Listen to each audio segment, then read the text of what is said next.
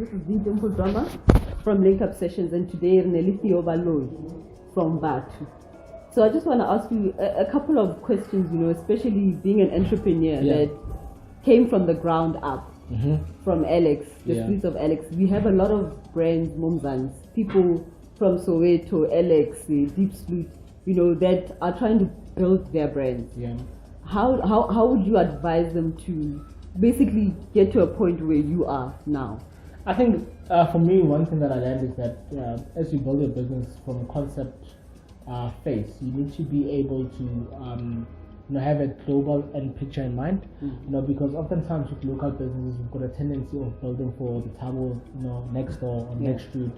We've got a tendency of building for the table in the next kasi, but we need to have the mentality of building for the world. We can start local, we can start in townships, but we need to have that end picture to build for the world. Like the guys in Silicon Valley, when they do it and they're doing Facebook, Mark Zuckerberg didn't develop Facebook for the guys in New York, but to have a global impact on the world and how the world communicate and engage. And I think it's about time that we as Africans we start thinking like that, don't just build a t-shirt brand so that a CEO who lives in a different extension can just support you, but build it so that the Francois or the Eric who's in New York, or the Francois who's in Germany, can really look at your brand and be like, I want to support that brand because it speaks to me. Yeah. So you spoke about using celebrities to basically post your branding to put your name out there. Yeah.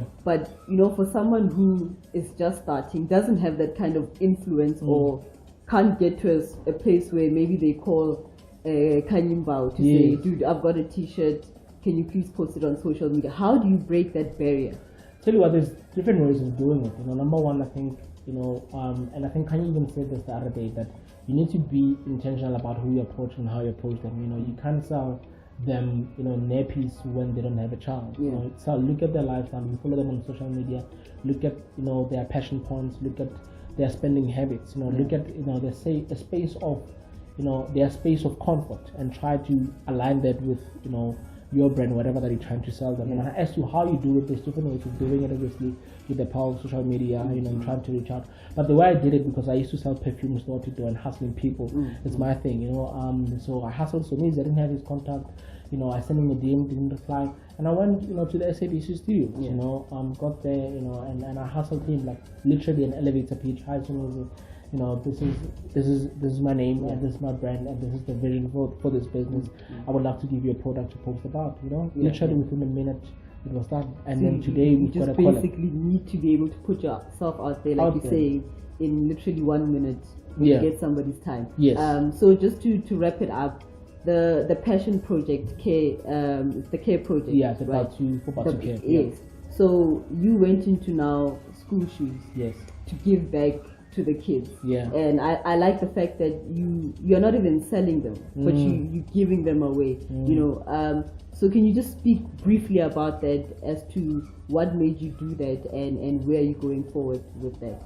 There's a number of factors that why we're doing that, or different dynamics as to why we're doing that. But I think the manifesto of this project is that we want to have the journey with our future leaders, because it's a space that a lot of big brands are not playing at, and for us we are very intentional about where we want to take the brand in the next 15 years, and the best way to take it is with our future leaders, because they are about to embark on a journey, and our brand promise speaks about walking a journey, a journey to realizing your dreams, unleashing your best potential.